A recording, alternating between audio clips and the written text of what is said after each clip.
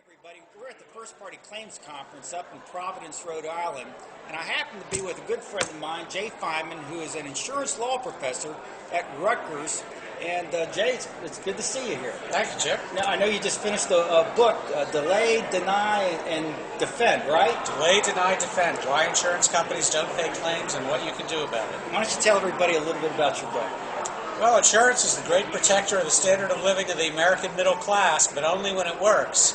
And what I found was it doesn't always work. Insurance companies want to delay payments, deny valid claims, force policyholders to litigation to get what they're entitled to. Now, I know that law professors, unlike some attorneys, really do their research before you publish things out there and all your colleagues have an opportunity to read it. Why don't you tell everybody a little bit about what you've done to go ahead and get this research so everybody else can read about it? Well, it took me 2 years to write this book. I did a lot of research, found that a lot of the information came from trial lawyers like you through discovery and litigation against insurance companies. A lot of it is publicly available. Some of it was not easily discovered. But there's a lot of information out there that I tried to put together, tell a story about what's happening in insurance today. So, if someone were to read this, I have, what do you hope somebody can gain from reading this book? Well, I think the ordinary consumer needs to understand that the insurance company is not your friend, but the insurance company isn't your enemy either. Insurance companies in business to make a profit. And the way they often make a profit is by holding back some of what you're entitled to when you file an insurance claim. They make investment income when they keep it longer, and they make even more money if they don't pay you all that you're entitled to under your policy. I can appreciate that. I'm a big believer in the product of insurance. A lot of insurance company claims adjusters, and I think executives are amazed when I say that, but I really believe in the product, and I just think the product sometimes is not served just right. So I applaud your book for that. Now, what kind of feedback have you gotten from others after you've written it?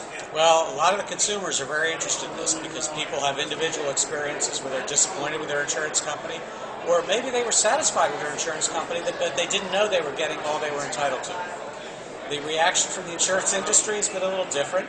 Bob Hartwig, the leading spokesman for the Insurance Information Institute, called it preposterous, which I take as a compliment, frankly. Coming from Bob, I think that'd be a compliment too. Exactly. So no matter what, insurance company's right, the consumer's wrong, no matter what. I've never heard Bob ever say anything different, so that's right on par with what Bob says. Indeed. Well, let me ask you this. Where else are you speaking? Where can people come hear you speak? You're speaking tomorrow, aren't you? I'm speaking here at the First Party Claims Conference on insurance fraud and bad faith. The insurance industry has mounted a campaign to convince people that insurance fraud is a major problem. It is a problem, but I think it's exaggerated, and we need to make sure insurance companies don't use that as an excuse to deny valid claims.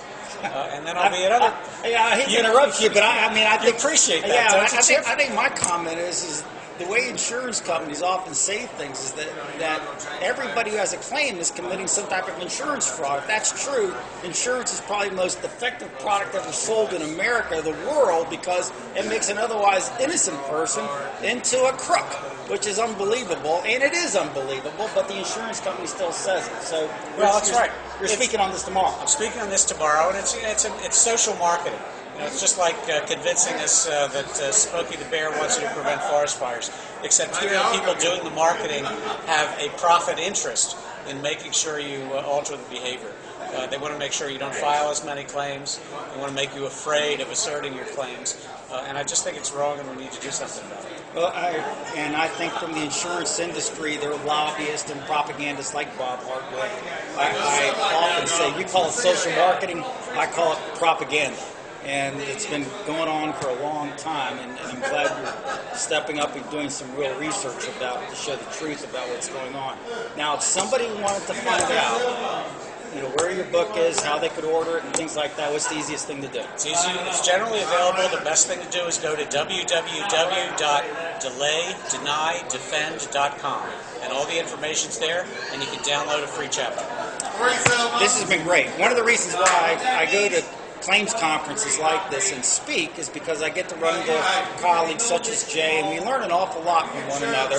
This is the First Party Claims Conference. This is the second time it's It's been here. It's right here in Providence, Rhode Island. It's a great time of the year to come up with the leads changing and things like that. And if they have it again next year, I hope everybody has an interest in first-party claims gets a chance to come up.